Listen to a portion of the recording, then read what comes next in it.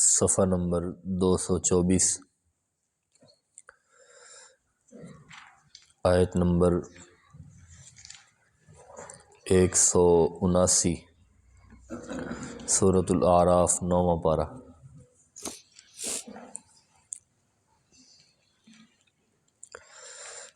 نحمدہ ونصلی ونسلم علی رسولہ الکریم، اما بعد فاعوذ باللہ من الشیطان الرجیم، بسم اللہ الرحمن الرحیم۔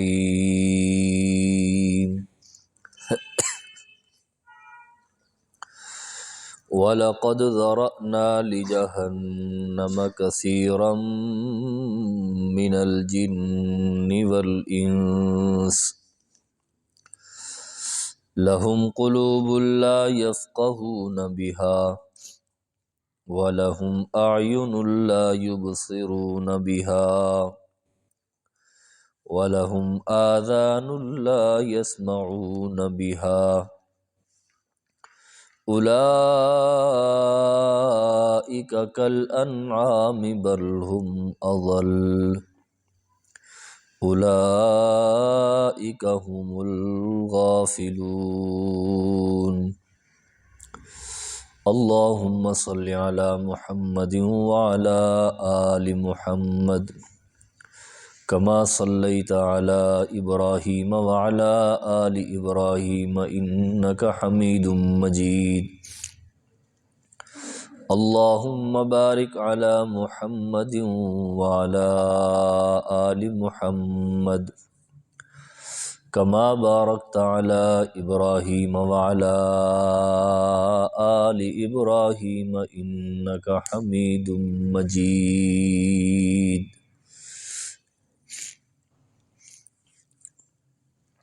ترجمہ۔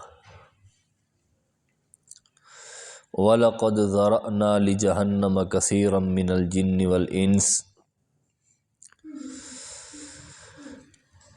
اور ہم نے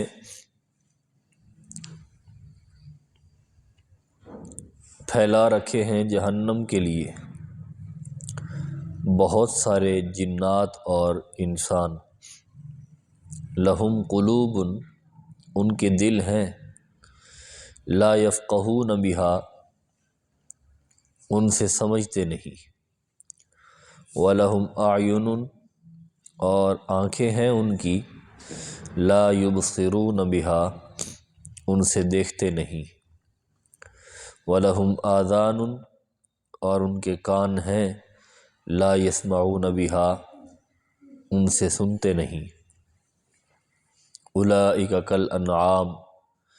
یہی لوگ ہیں جو جانوروں کی طرح ہیں، بل ہم اضل، بلکہ ان سے بھی زیادہ بے راہ ہیں، اولئک هم الغافلون، یہی لوگ ہیں جو غافل ہیں، بے خبر ہیں۔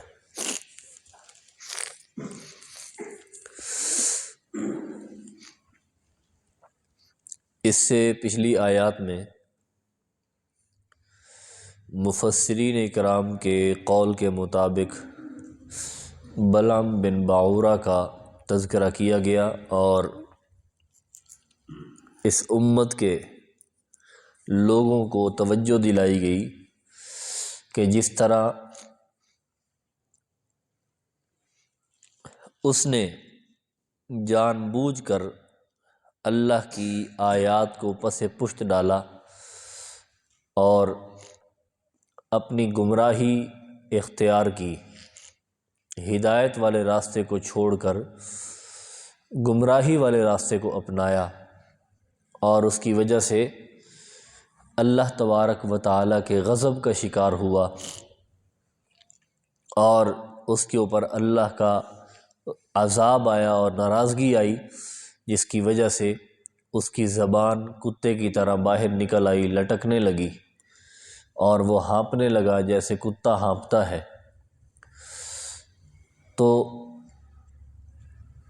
قیامت تک آنے والے لوگوں کو اور یہودیوں اور عیسائیوں کو سمجھایا گیا کہ اگر تم اسی طرح ہٹ دھرمی اختیار کیے رکھو گے اور قرآن سے دور رہو گے، قرآن کی آیات سے دور رہو گے، تو پھر تمہارا حال بھی یہی ہوگا۔ ساء مثلا القوم الذین کذبوا بآیاتنا وانفسهم کانوا یظلمون، جنہوں نے ہماری آیات کو جھٹلایا تو ان کا نام پھر بہت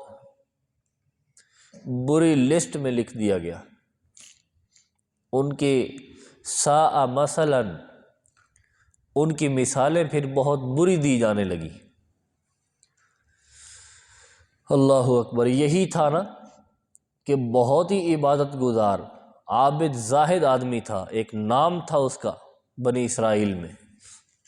لیکن جب گمراہی کو اختیار کیا تو بری کہاوتیں اس کی مشہور ہوئیں، اور اس کی وجہ کذبوا بآیاتنا، ہماری آیات کو اس نے جھٹلایا، ہماری آیات کو پس پشت ڈالا۔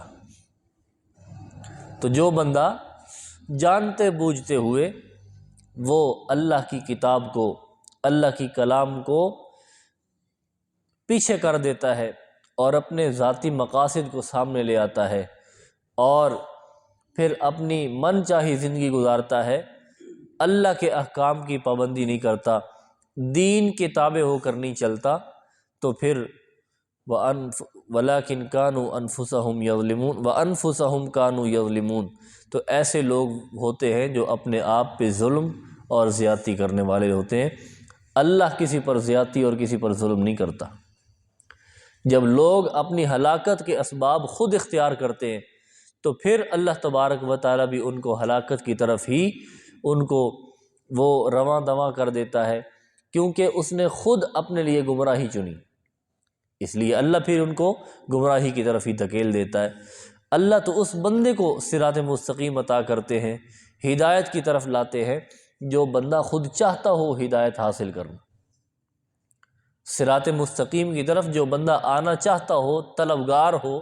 جستجو رکھتا ہو، کوشش کرتا ہو دین کو سمجھنے کی، قرآن کو سمجھنے کی، قرآن کی طرف آنے کی، تو اس بندے کو پھر اللہ کی طرف سے ہدایت بھی ملتی ہے۔ لیکن جو بندہ قرآن سے بھاگے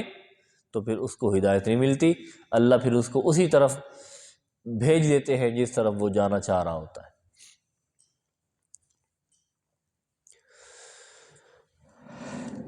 تو ایسے ہی لوگوں کے بارے میں رب العالمین نے فرمایا کہ ہم نے ان لوگوں کو جہنم کے لیے تیار کر رکھا ہے، جو اپنے آپ کو سنوارتے نہیں ہیں، اپنی راہ سیدھی نہیں کرتے، اپنی راہ قرآن کے مطابق نہیں بناتے، بلکہ دوسرے راستوں کی طرف بھاگتے ہیں، تو پھر ہم نے ایسے لوگوں کو جہنم کے لیے پھیلا رکھا ہے۔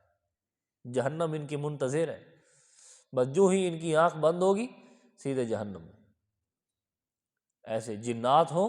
یا انسان ہو، جس نے بھی قرآن اور سنت سے ہٹ کر زندگی گزاری تو جہنم ان کی منتظر ہے۔ ہم نے جہنم کو بنایا ہی اس لیے تاکہ اپنے نافرمان بندوں کو اس کے اندر داخل کر سکے۔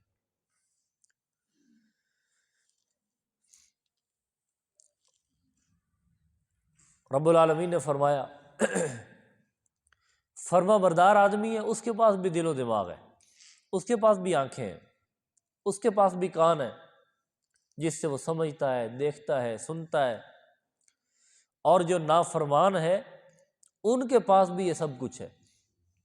لیکن فرما بردار ان کو صحیح استعمال کرتا ہے اور نافرمان ان کو صحیح استعمال نہیں کرتا۔ اور صحیح استعمال نہ کرنے کو رب العالمین نے فرمایا کہ گویا یہ اپنے کانوں کو استعمال ہی نہیں کرتے، یہ اپنے دل و دماغ کو استعمال ہی نہیں کرتے۔ آنکھیں تو ہم نے ان کو دی ہیں لیکن دیکھتے ہی نہیں ہیں ان سے، حالانکہ وہ اپنے معاملات میں تو دیکھتے ہیں نا، دنیاوی کام کاج کو دیکھتے ہیں، چلتے پھرتے ہیں، ظاہر بات ہے آنکھوں سے دیکھ کر چلتے ہیں نا، لیکن رب العالمین نے فرمایا آنکھیں ہم نے ان کو دی ہیں لیکن وہ ان سے دیکھتے ہی نہیں ہیں، ہم نے ان کو دل دیے ہیں لیکن وہ اس سے سمجھتے ہی نہیں ہیں، کان دیے ہیں لیکن سنتے ہی نہیں ہیں، سنتے بھی ہیں وہ، دیکھتے بھی ہیں، اور سمجھتے بھی ہیں، لیکن اپنے دنیاوی معاملات، دنیاوی مفادات، اپنے اس جسم کی فکر اور اسی جسم کو بنانے سنوارنے کے لیے سب کچھ سن بھی رہے ہیں، دیکھ بھی رہے ہیں، سمجھ بھی رہے ہیں، لیکن جب دین کی باری آتی ہے، اللہ کی توحید کی باری آتی ہے اور نبی علیہ الصلوۃ والسلام کی نبوت اور رسالت کی باری آتی ہے، تو اس وقت یہ اندھے بھی ہو جاتے ہیں، یہ بہرے بھی ہو جاتے ہیں، یہ گونگے بھی ہو جاتے ہیں، اور ان کے دل و دماغ بھی کام کرنا چھوڑ جاتے ہیں۔ ایسے ہی لوگوں کے بارے میں فرمایا صم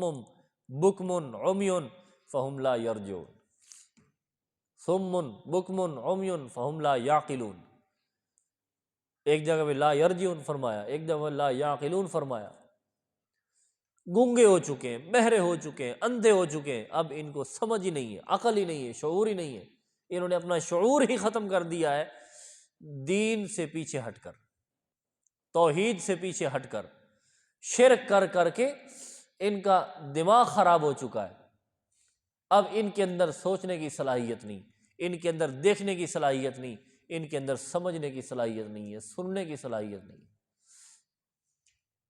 اور یہ ایسے ہو چکے جیسے جانور ہوتے ہیں۔ جانور ہے، ہر چیز میں اللہ نے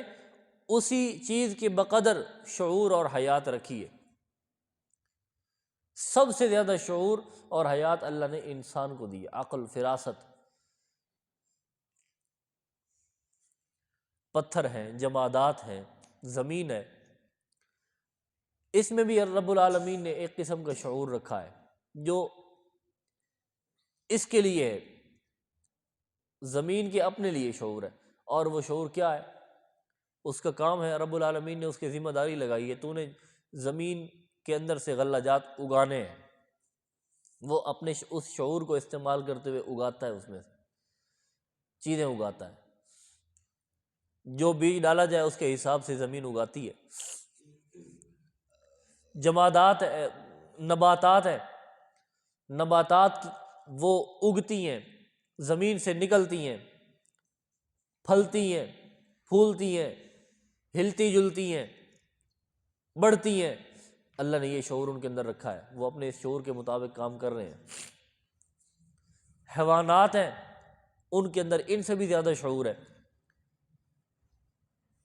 وہ چلتے پھرتے ہیں، حیات ہے ان میں، زندگی ہے، چلتے پھرتے ہیں، دیکھتے ہیں، سوتے ہیں، جاگتے ہیں، کھاتے ہیں، پیتے ہیں، بوجھ بھی برداشت کرتے ہیں، سامان بھی ان کے اوپر لادا جاتا ہے، سب کچھ کر رہے ہیں، لیکن ان سب سے زیادہ شعور اور عقل اللہ نے انسان میں زیادہ رکھی ہے، سب سے زیادہ فراست، سب سے زیادہ شعور، سب سے زیادہ عقل رب العالمین نے انسان میں رکھی۔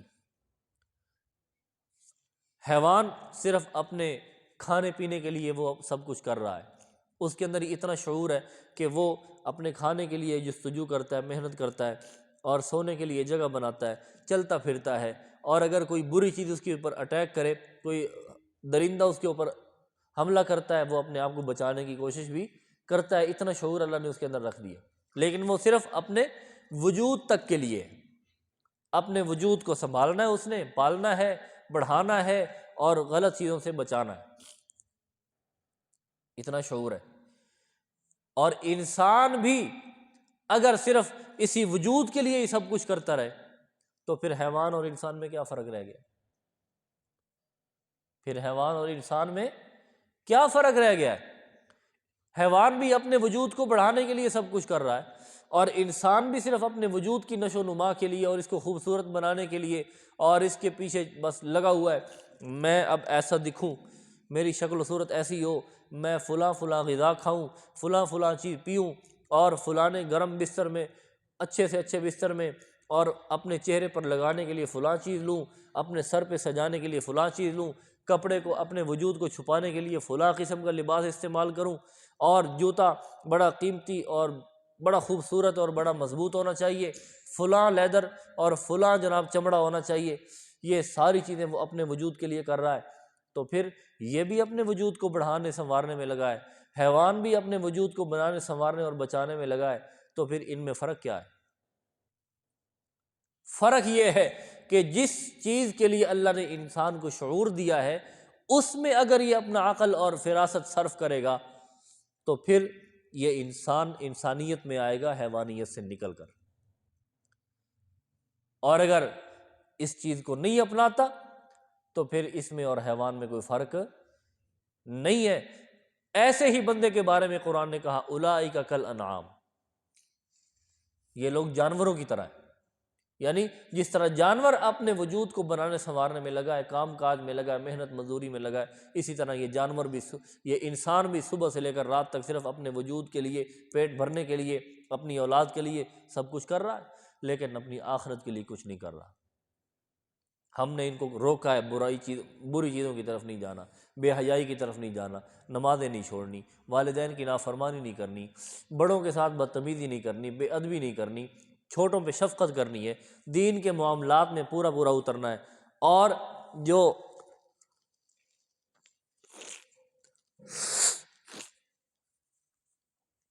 باقی جو معاملات ہیں، رشتہ داروں کے حقوق ہیں، پڑوسیوں کے حقوق ہیں، محلے داروں کے حقوق ہیں، ان سب کو بھی نمٹانا ہے، دین کے سارے احکام پر عمل کرنا ہے۔ یہ ایک الگ سی چیز ہے جو باقی ساری مخلوقات سے ہٹ کر ہے۔ ان چیزوں کو اپنانا تھا تو انسان انسانیت میں آتا، لیکن انسان نے ان چیزوں کو نہ اپنایا، اور نہ اپنا کر، نہ عمل کر کے وہ حیوانیت کی صف میں شامل ہو گیا۔ اس لیے قرآن کو کہنا پڑا اولئک کالانعام، یہ جانوروں کی طرح ہے، بلکہ اس سے بھی بڑھ کر، اس سے بھی بڑھ کر، کیونکہ یہ سارے کام تو جانور بھی کر رہا ہے، لیکن جو چیز اس کو ممتاز کرنے والی تھی، سمجھ بوجھ کی صلاحیت اللہ نے اس میں رکھی ہے، تو یہ جانتے بوجھتے پھر بھی نہیں کر رہا۔ جتنی سمجھ حیوان کے اندر ہے نا، وہ اپنی سمجھ کے مطابق کر رہا ہے سارا کچھ، جتنی سمجھ اللہ نے انسان کو دی ہے تو یہ اپنی سمجھ سے بہت نیچے جا رہا ہے، اپنی سمجھ کے مطابق نہیں کر رہا۔ اس لیے رب العالمین نے فرمایا بل ہم اضل، بلکہ یہ جانوروں سے بھی گیا گزرا ہے، جانور سے بھی زیادہ بھٹک چکا ہے۔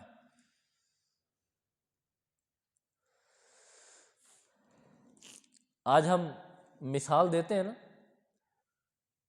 چھوٹے بچے کو اگر کوئی کام کہا جائے تو وہ کر کے آ جائے، اور کسی بڑے کو کہا جائے تو وہ ایسے ہی پھر پھر آ کے واپس آ جائے، تو ہم کیا کہتے ہیں؟ وہ تیرے نال تے وہ بچہ ہی چنگا ہی، تو تے وہ بچے نال بھی گیا گزرا۔ بچے نو میری گل سمجھ آ گئی، تین سمجھ نہیں آئی، ہوتی ہے نا ایسی باتیں۔ تو رب العالمین نے یہ انداز اختیار کیا، اور تجھ سے تو حیوان بھی اچھا ہے جو اپنے مالک کا دیا ہوا کھاتا ہے، لیکن اس رب کے شکوے تو نہیں نہ کرتا، اس رب کے شکوے نہیں کرتا، لیکن تو دیا ہوا بھی اسی کا کھاتا ہے، اور پھر شکوے بھی اسی کے کرتا ہے، شکوے بھی اسی کے کرتا ہے۔ اللہ اکبر، تو اولادوں کے لیے جا کے وہ مزار گھومتا ہے، دربار پھرتا ہے اولادوں کے لیے، اور کبھی کسی جانور کو بھی دیکھا ہے؟ کسی کتی نو ویکھیا کہ وہ دیوے چڑھا رہی ہوئے، دیوے دے وچ جناب تیل بال رہی ہوئے؟ کسی مرغی کو بھی دیکھا ہے کہ وہ درباروں کے چکر کاٹ رہی ہو؟ اور جانور بھی، ان کو بھی تو اللہ نے جناب وہ بچے قطاروں کے اندر بچے ساتھ ہیں، کتیا کے ساتھ، مرغی کے ساتھ، 20 22 50 50 وہ چھوٹے چھوٹے چوزے ساتھ لے کے پھر رہی ہوتی۔ کون سے درباروں کے چکر کاٹے ہیں اس نے؟ اس مرغی کے اندر تو اللہ نے اتنا شعور رکھ دیا ہے، سمجھ رکھ دی ہے کہ وہ سب کچھ، اس کا سارا تعلق اللہ ہی کے ساتھ ہے۔ لیکن اے انسان، تجھے ہم نے اتنا شعور دیا ہے، اتنی سمجھ عطا کی ہے کہ تو ہر چیز کو پرکھ سکتا ہے، سمجھ سکتا ہے، اس کے باوجود تو اس مالک کا دروازہ چھوڑ کر تو غیروں کے در پہ جھکا ہوا ہے۔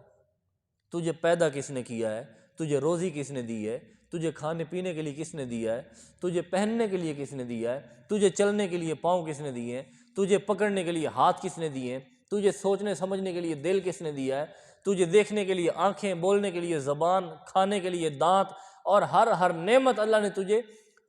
ایسے وافر مقدار میں دے رکھی ہے، تو اسے حساب کتاب بھی نہیں لیتا۔ لیکن جب تجھے ضرورت پڑتی ہے کسی چیز کی تو پھر تو جاتا ہے غیر اللہ کے دربار پہ، غیر اللہ کے دروازوں پہ، پھر تو مجھے بھول جاتا ہے۔